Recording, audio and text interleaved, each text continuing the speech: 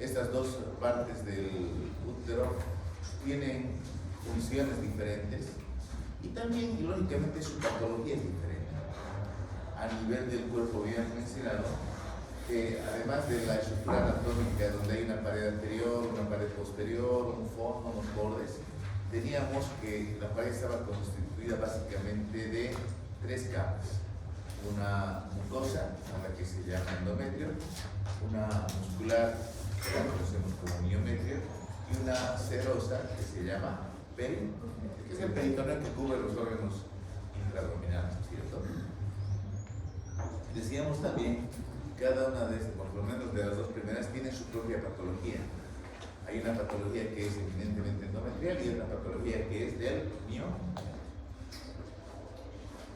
Y del endometrio, ¿qué habíamos dicho? Habíamos dicho que el endometrio es una zona que va a cambiar permanentemente a lo largo de la vida reproductiva de la mujer. Lo hace de manera cíclica.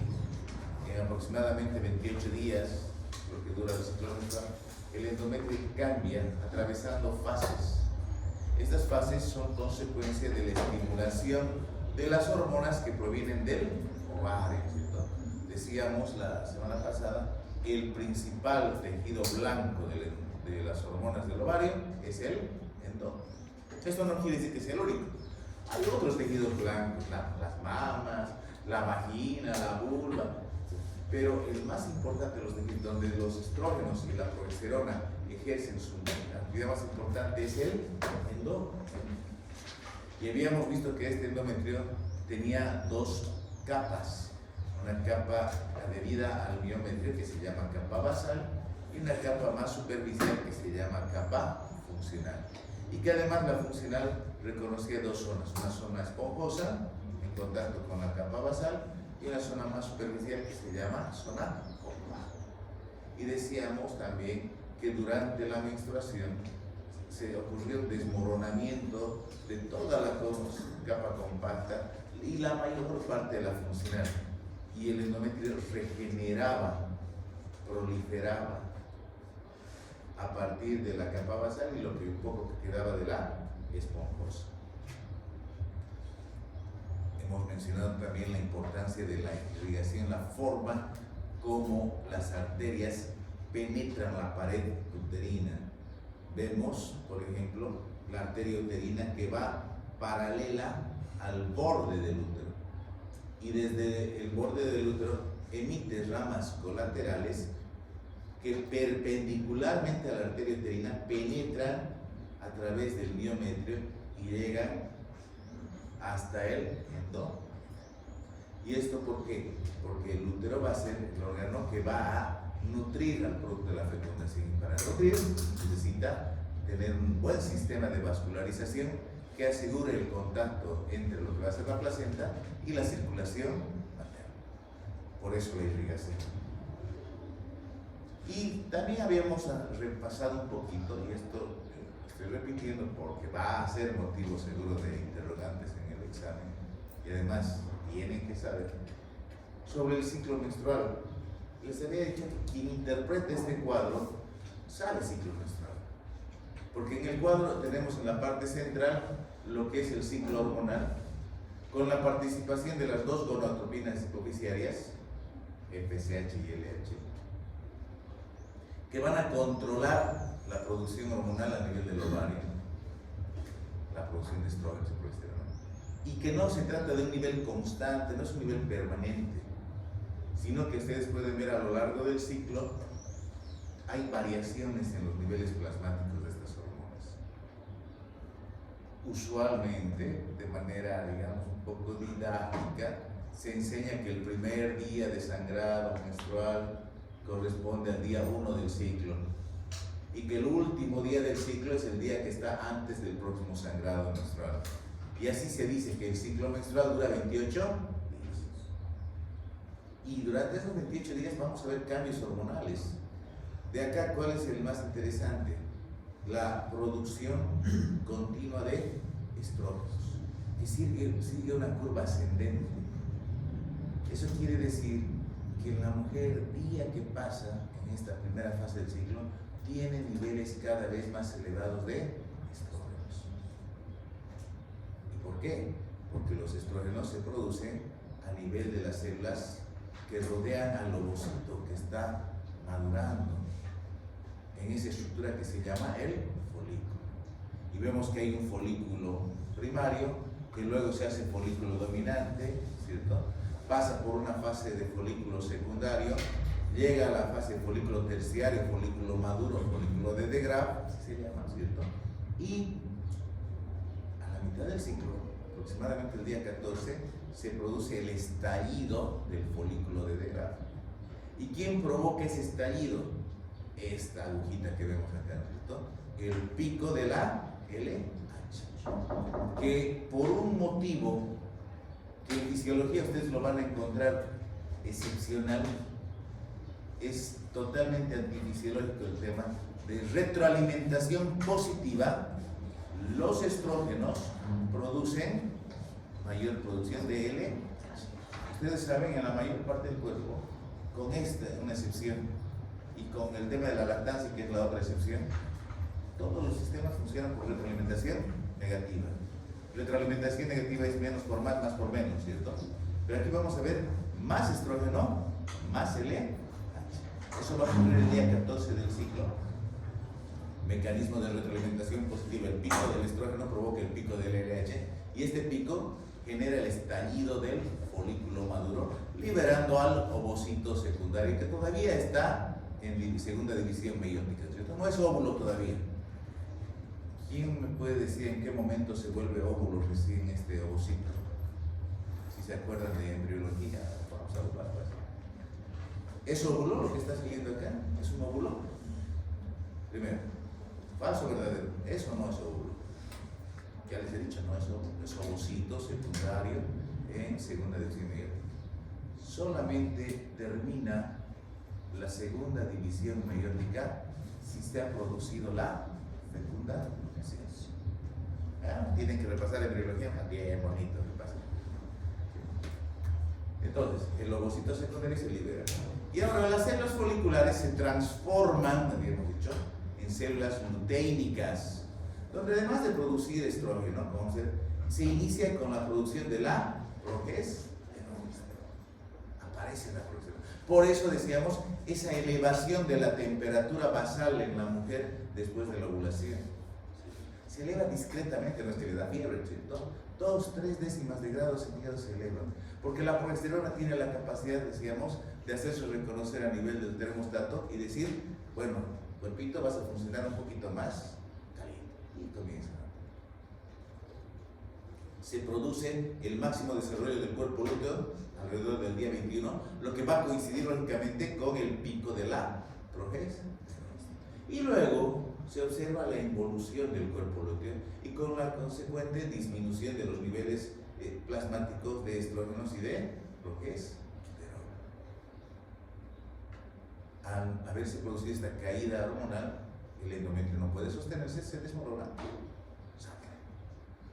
Y es así que ustedes distinguen dos fases en el ciclo ovárico, ¿cierto? Una fase preovulatoria que se llama fase folicular y una segunda fase posovulatoria que se llama fase.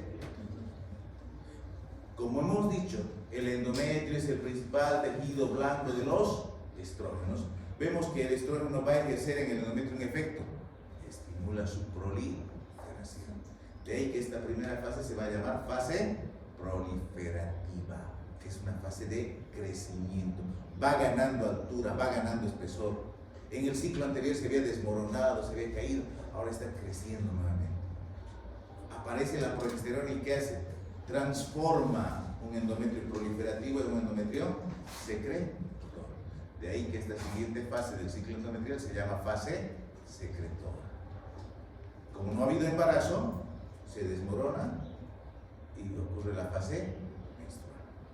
Entonces, fisiológicamente hablando, hay una fase proliferativa que responde a estímulo estrogénico, hay una fase secretora que responde a un estímulo de la progesterona, y una fase menstrual que responde a la deprivación hormonal, a la caída de los niveles de estas. Y así es normalmente. Y va a pasar esto desde las primeras menstruaciones hasta las últimas menstruaciones. Ese es el ciclo reproductivo de la mujer.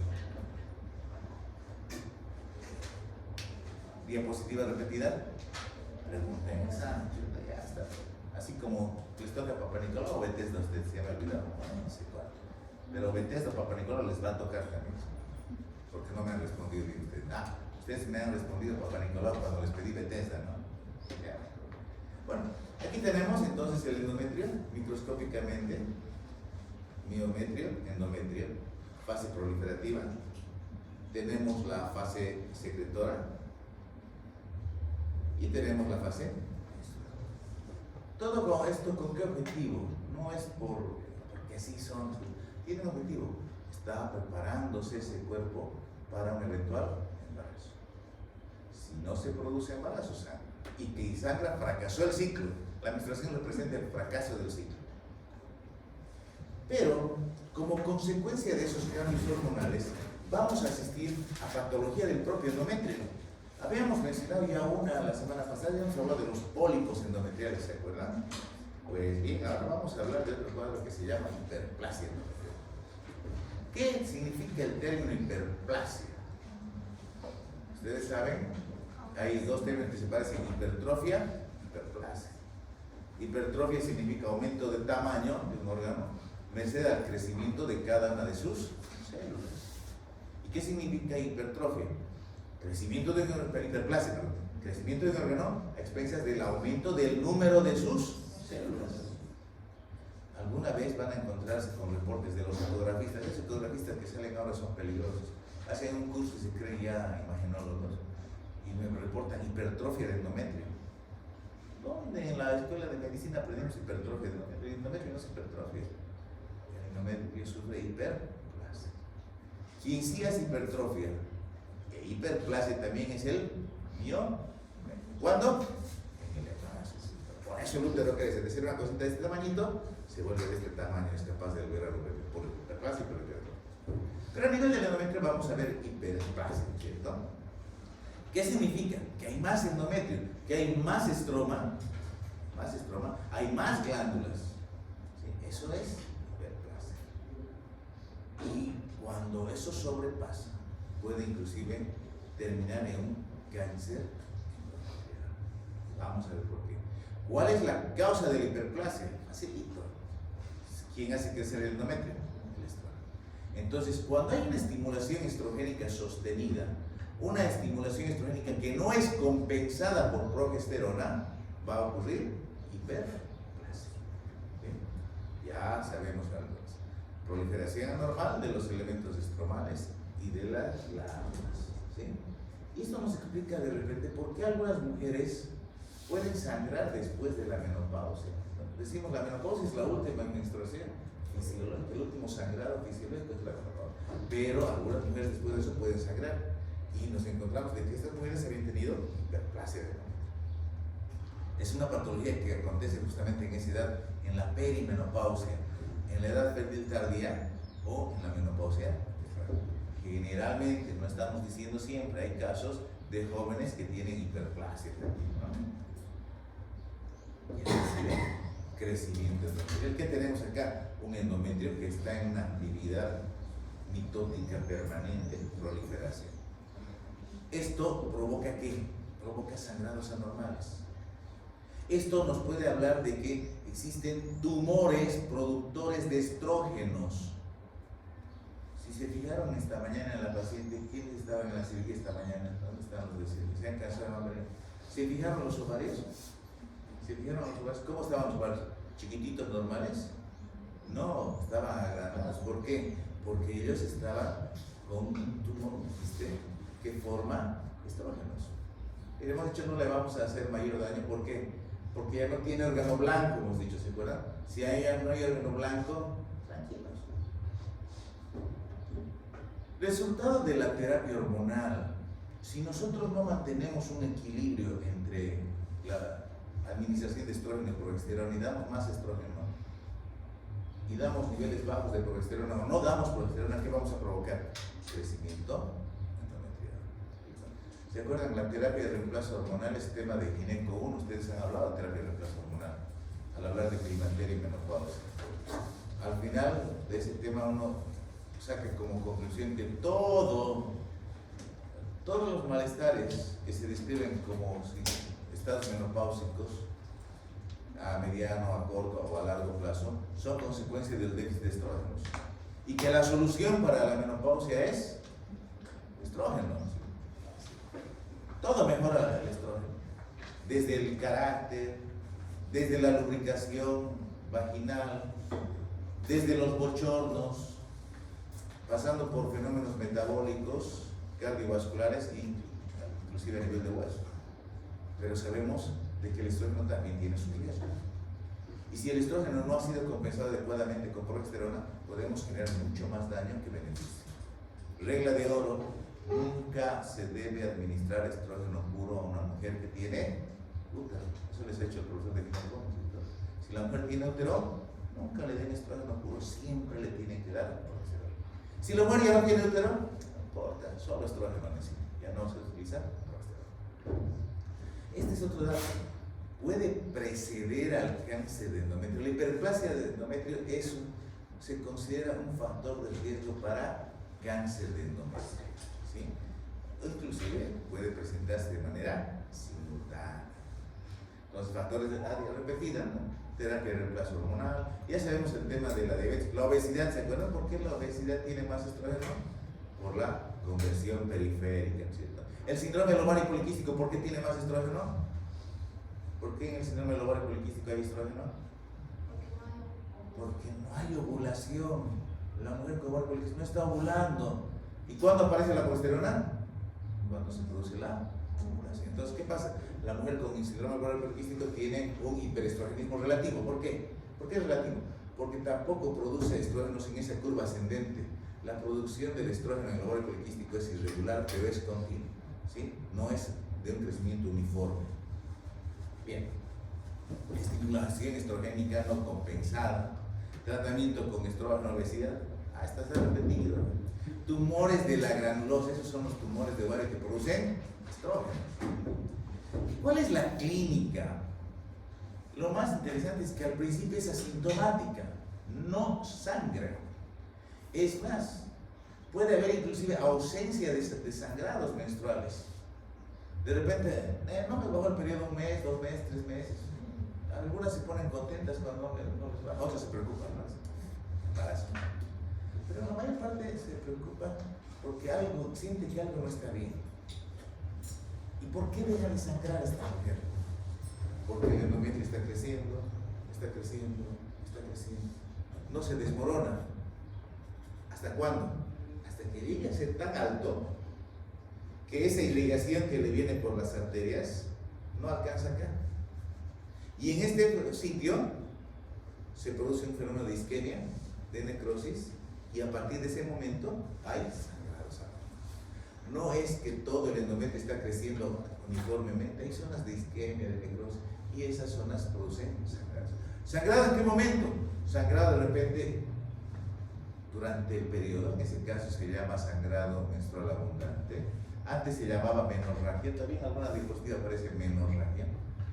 O se produce sangrado intermenstrual, eso se llamaba antes metrorragia. Hipermenorrea, le dicen otros, polimenorrea. Ahora se llama sangrado uterino anormal. Puede provocar hemorragia después de la menopausia también. Es una mujer que ya había pasado ese año que se da, ¿no es cierto?, de plazo para decir está ya en la menopausia, y de repente comienza con sangrados. ¿Habrá que hacer diagnóstico diferencial? Sí, es una mujer que sangra, hay que hacer diagnóstico diferencial. ¿Con qué? Con todo lo que sangra, ¿cierto? Desde el tema de patología del embarazo, ¿cierto? Abortos, ¿se acuerdan? Todo, hay que hacer diagnóstico diferencial. Lo primero que le hacen a la mujer que viene con sangrado normal, ¿qué es? Prueba de embarazo, ¿cierto? Pero tiene 50 años, no, igual, la prueba de embarazo. Y la señora dice, soy viuda hace 10 años y no tengo relaciones sexuales, pero igual le piden pruebas de embarazo. Pasa. ¿Por qué? No hacen buena anamnesis, pasa, la pasaba. A una chica hace unas 2 semanas le decían prueba de embarazo porque estaba con una hemorragia uterina normal. Y la chica decía, yo nunca he tenido relaciones, ¿por qué me están pidiendo prueba de embarazo? Y el papá y la mamá eran furia allá afuera esperándola para tratarla porque ella tenía 16, 17 años y le estaban pidiendo prueba de embarazo. Mala anamnesis, ¿cierto? Mala. Bueno, hay que hacer diagnóstico diferencial con patología patología gestacional, ¿cierto? Hay que hacer diagnóstico con los pólipos, ¿cierto? Pueden coexistir. Hay que hacer diagnóstico con los miomas, con el cáncer de cuello uterino. No, el cáncer sangra cuando están avanzados, ¿se acuerdan? Hemos visto. ¿Y cómo hacemos ese diagnóstico diferencial? Sobre todo para diferenciar otros trastornos que también pueden acompañar. La ecografía. Es un método muy interesante la ecografía. ¿Qué nos va a mostrar? Endometrio grueso, hiperplasia, endometrio grueso. Pero el gold estándar, el que nos va a hacer diagnóstico definitivo, va a ser siempre la histeroscopía. ¿Qué es la histeroscopía? La visualización de la cavidad uterina a través de fibra óptica, ¿cierto? A través de la histeroscopía también podemos hacer toma de muestras. O por último podemos hacer un legrado que se llama diagnóstico terapéutico. Viene la mujer sangrando, es un sangrado abundante, se retira ese tejido anormal y se lo lleva a patología. Ese es un diagnóstico y es un tratamiento. Por eso se llama legrado uterino diagnóstico terapéutico. Y ahora resulta, ¿por qué la patología sí? Endometrio grueso, porque hay varios tipos de hiperplasia de endometrio. Aquí están 3 para los que no han venido a clase, porque esto les voy a preguntar, pero en realidad son 4. Solamente los que están aquí atentos van a saber, van a saber que son 4 tipos de hiperplasia. Hay una hiperplasia simple, sin atipia, y hay una hiperplasia simple con atipia. Hay una hiperplasia compleja, sin atipia, y hay una compleja con atipia. ¿Cuántos son? 4. Simple, compleja. Simple sin atipia, simple con atipia, compleja sin atipia, compleja con atipia. Son 4 tipos. Y la patología nos va a decir, su muestra es una hiperplasia compleja con atipia. Y ahí sí me preocupo. ¿Por qué? Porque el saber la anatomía y patología de la hiperplasia nos está evaluando el riesgo de que vaya a cáncer de endometrio. Y aquí les voy a pedir que se aprendan 4 numeritos: 1, 3, 8 y 29. En la hiperplasia simple sin atipia, el riesgo de cáncer de endometrio es apenas 1%.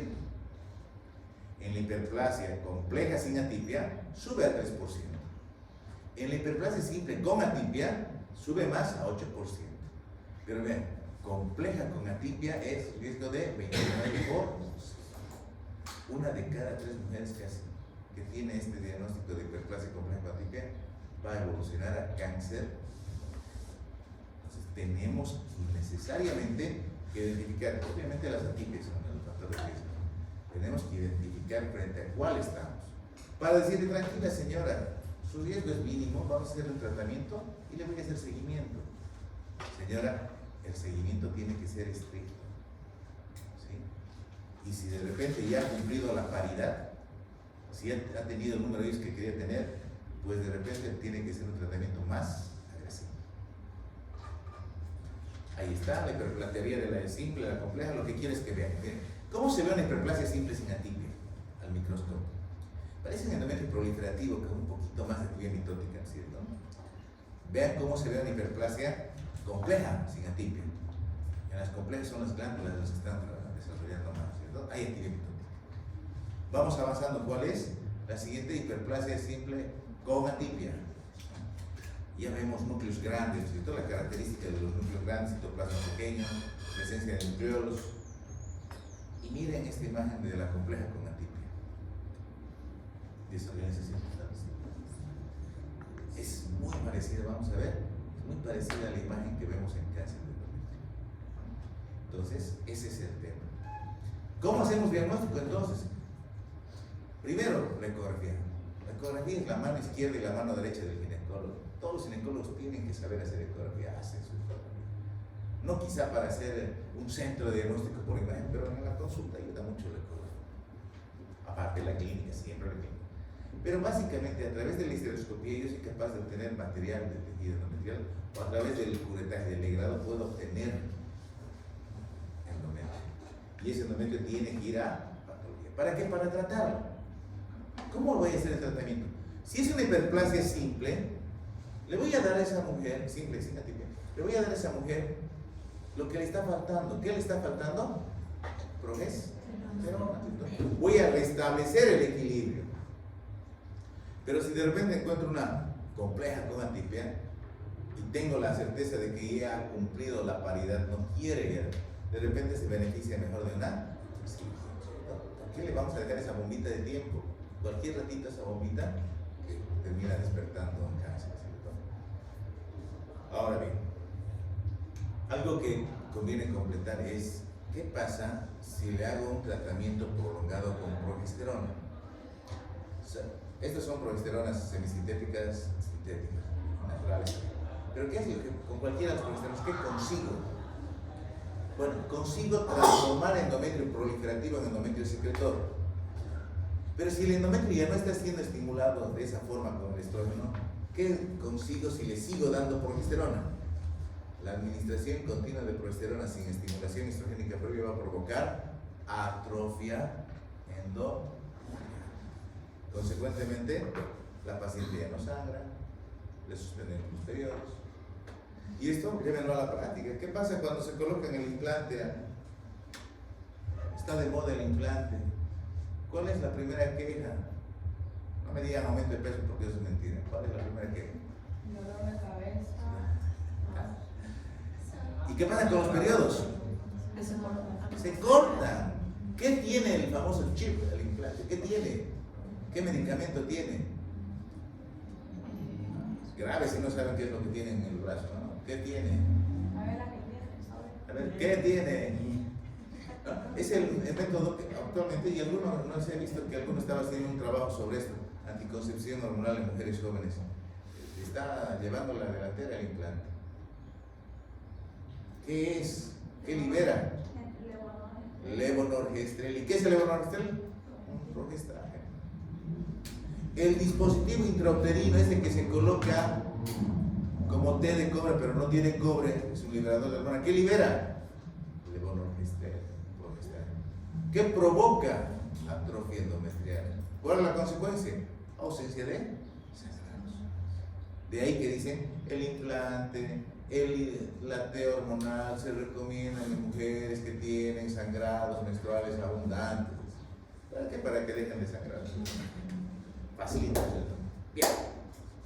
Vamos a dar el siguiente nivel. Vamos a hablar de cáncer de endometrio. ¿Qué es el cáncer de endometrio? Es a nivel mundial el tumor maligno más frecuente del genital femenino. Ustedes dirán, el de cuello es el más frecuente. Y habíamos enseñado la diferencia. A nivel global, endometrio gana. A nivel de países en vías de desarrollo, gana cuello uterino. ¿Por qué? Porque en los países desarrollados el cáncer de cuello uterino es un cuadro que está controlado básicamente, ¿cierto? Con la citología de rutina no llegan a cáncer de cuello uterino, ¿no? Por la dejadez. ¿Hace cuánto se ha hecho el último Papa Nicolau? Ayer le preguntamos a la paciente. Hace 9 años. La edad de aparición del cáncer es entre los 55 y los 65 años. Observen, hay una diferencia con la hiperplasia. Esta es una mujer un poquito mayor, habíamos dicho, en la hiperplasia de endometrio es del ciclo reproductivo tardío y la menopausia temprana, pero aquí es un poquito mayor. Esto es relativo también. Hay casos de jóvenes con cáncer de endometrio. Es más, tengo una colega en el hospital que juraba que tenía miomas porque en la caja nacional le habían dicho que tenía miomas. Cuando alguna vez le hicimos el examen, no crece, no está creciendo, pero sangraba. Y lo operaron como miomas. Y se llevaron la sorpresa cuando el reporte decía cáncer de joven. Vamos a ver sus características. Es una patología que ocurre más frecuentemente en la posmenopáusica. Y otro dato, es más virulento, es más agresivo mientras mayor sea la mujer. Ese es un dato importante. Mientras más edad tenga, la agresividad de este cáncer es mayor. ¿Y cuál es la causa?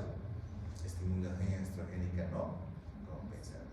Cualquier factor que aumente los niveles de estrógeno y que no haya sido compensado por progesterona, aumenta el riesgo de cáncer de endometrio. Y hemos hablado de varios, ¿se acuerdan? Y ya los hemos mencionado. Ahora los vamos a ir viendo un poquito más.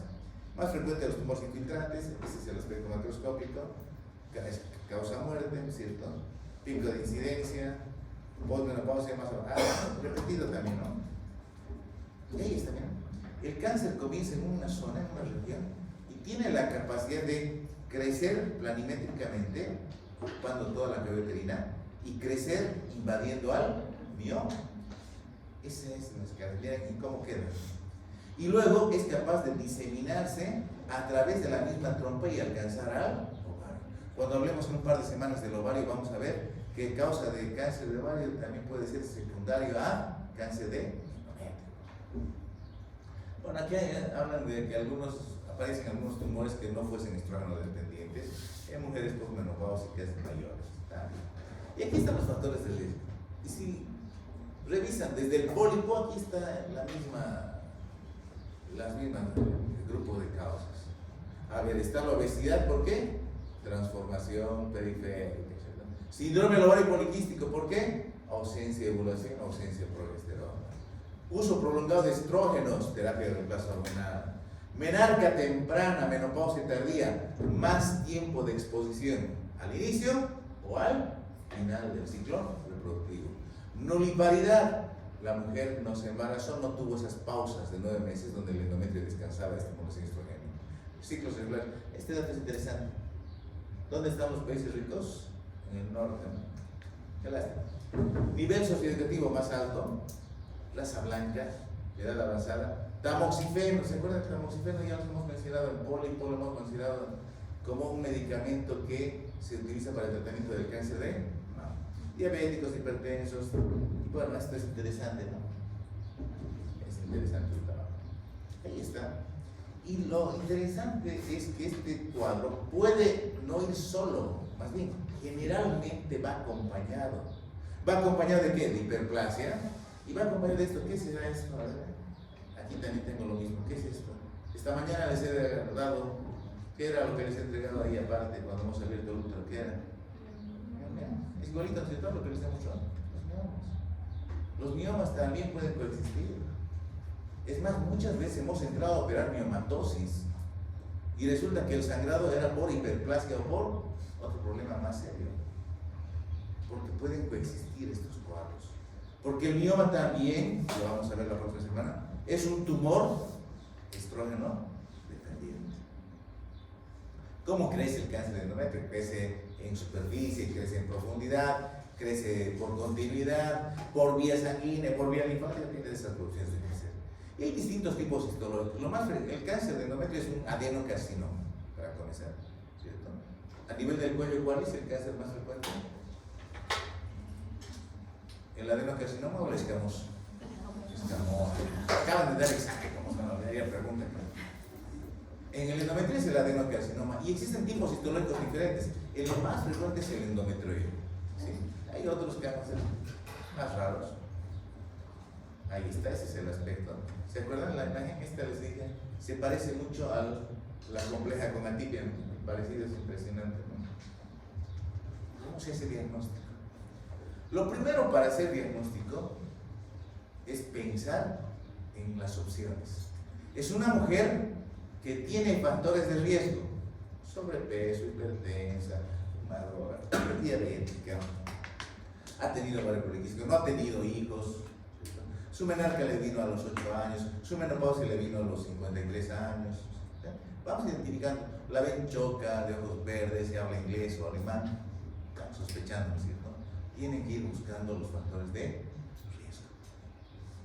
riesgo. Luego, ¿qué les va a decir? Que tiene una historia de sangrados irregulares, ¿cierto? Que han tenido sangrados irregulares, que en algún momento comenzó con hemorragias, ¿cierto? Con hemorragias que tenían inclusive mal olor, abundantes, que no las podían controlar y que ella las fue dejando, no le dio la importancia de vida. Luego van a ir al tema del examen físico, y cada vez en el examen físico un útero que puede estar de tamaño normal o ligeramente crecido al principio. El crecimiento no es como de los miomas úteros grandes, suelen ser úteros que están levemente aumentados de volumen.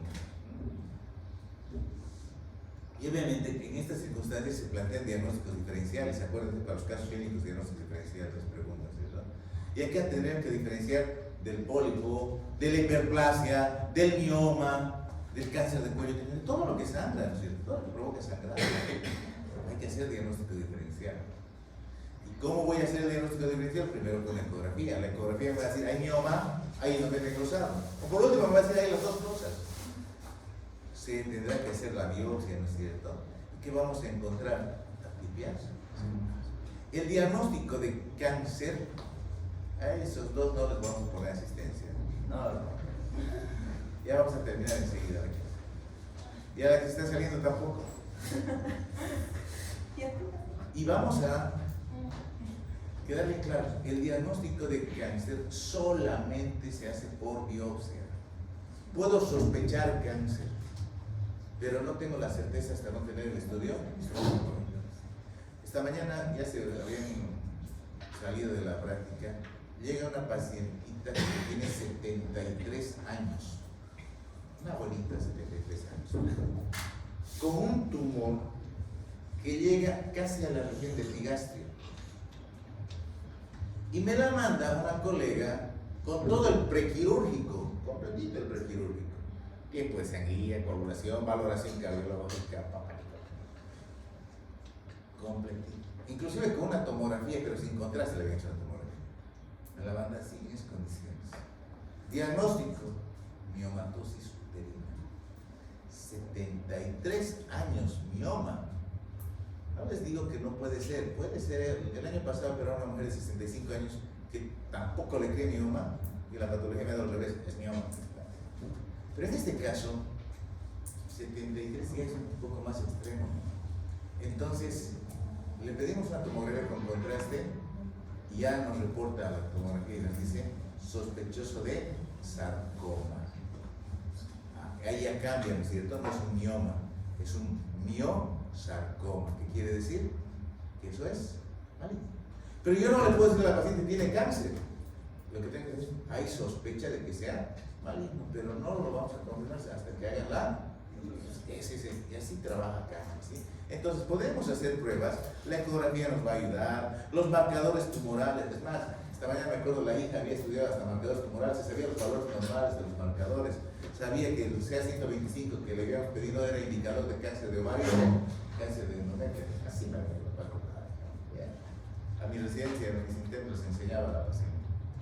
Entonces, vean, es un grupo de exámenes que nos ayudan con la sospecha diagnóstica. Pero el definitivo siempre va a ser la biopsia. Hay que hacer biopsia, con mucho cuidado, con mucha cautela. Vean, este es un endometrio lineal, vean, este es el endometrio normal, es una línea, ese es el endometrio, ahí se ve el endometrio, ese es normal. Pero es un método que nosotros podemos aprovechar. ¿Por qué? Porque es inofensivo, no hace daño, es barato, es fácil, no necesita mayores aparatos complejos ni gastos económicos fuertes para hacer un estudio de endometrio, ¿cierto? Lo malo es que no es definitivo, entonces es una guía inicial. A esto se ha mejorado con lo que es la histerosonografía o la sonohisterografía, que es lo mismo. Esta es una ecografía en la cual el ecografista inyecta a través del cuello uterino por una solución fisiológica a la cavidad uterina. ¿Qué busca? Separar las paredes, está metiendo líquido para separar paredes. Aquí miren, así se ve. Ahí está el líquido que han introducido y ahí sí se ve esa tumoración, esa masa. Si esto yo veo en una mujer de 20 años, de repente voy a pensar que es un aborto incompleto, ¿no? Pero si veo esto en una mujer de 70 años, voy a diagnosticar aborto. ¿Ven cómo la clínica va a guiar a la interpretación de las imágenes? Se puede hacer resonancia, ¿no es cierto? Ahí esa resonancia es más caro. La biopsia es importante hacer. En la biopsia es sencillita, no es un legrado acá. Le tiene mucho miedo a legrar al útero con sospecha de cáncer. Es mucho más fácil hacer la biopsia, introducir esta cánula que va a arrancar tejido y nos va a permitir hacer diagnóstico por biopsia. Legrado, ahí está el legrado. La histeroscopía, decía, es el gold estándar para pacientes con hemorragia. En examen no me pregunten qué es HUA, es hemorragia uterina anormal, ¿no es cierto? Esta nos va a decir es hiperplasia, es cáncer, es pólipo. Ahí está histeroscopía. Entre la ecografía y la biopsia tenemos el diagnóstico, es facilito.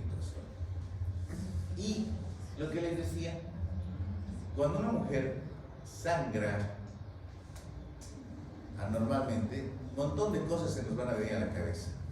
Tenemos que ir clasificando. Primero, ¿estará embarazada o no estará embarazada? ¿No? Si no está embarazada, ¿será orgánica, será funcional? Hay un cuadro que en gineco uno les enseñan la metrorragia uterina disfuncional, antes de estudiar eso, ¿cierto? En la que no se puede probar ninguna lesión anatómica, pero la mujer sana. Entonces hay que ir valorando todo eso. Y aquí lo mismo que habíamos hablado de cuello uterino. Cuando tenemos el diagnóstico de cáncer, nos toca estadificar. Tenemos la TNM, tumor nódulo metástasis, y tenemos la estadificación de FIGO. Recuerden, FIGO 0 es carcinoma in situ, FIGO 4 es metástasis, ¿cierto? Pero esta FIGO de endometrio no les voy a pedir. ¿Cuál les voy a pedir? La FIGO de cuello uterino, que no me han respondido en el primer paciente. También se establece el grado a través de la biopsia, el grado. Hay grado, según la diferenciación del tejido endometrial, puede ser G1, G2, G3, siendo G3 el grado más severo, que tiene peor pronóstico.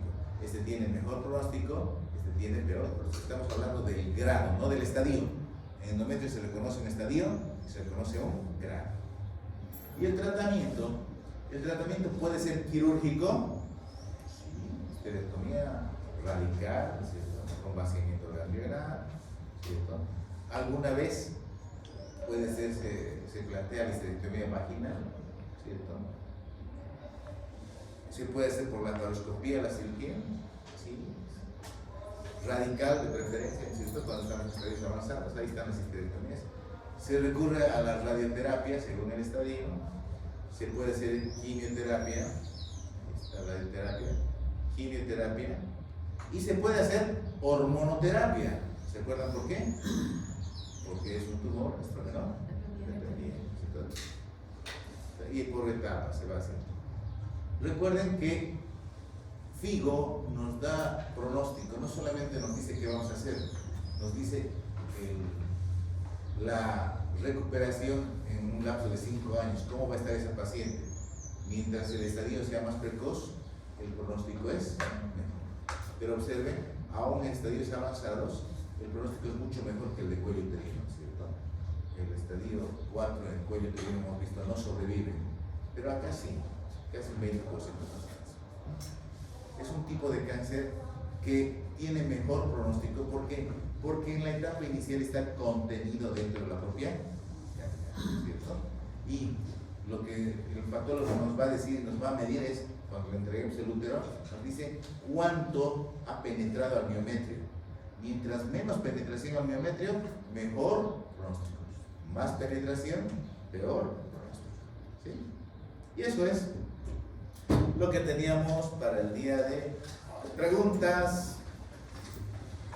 Por eso, a los que han ido a tratarse no les pongan ligado a la última diapositiva. Acuérdense, tenemos una clase más, creo. Y está el examen parcial. Sí, ya está programado el examen parcial y el final también, así que vayan preparando sus temas. Háganme recuerdo mañana en la mañana con un mensajito para que les mande las diapositivas a la plataforma. ¿Listo? ¿Tiene trabajo que lo puede hacer? Llévenlo al hospital para que lo vean con tiempito. ¿Ya? No se olviden que después del segundo parcial toca la presentación de los trabajos, así que vayan. Bueno, jóvenes, gracias por su atención.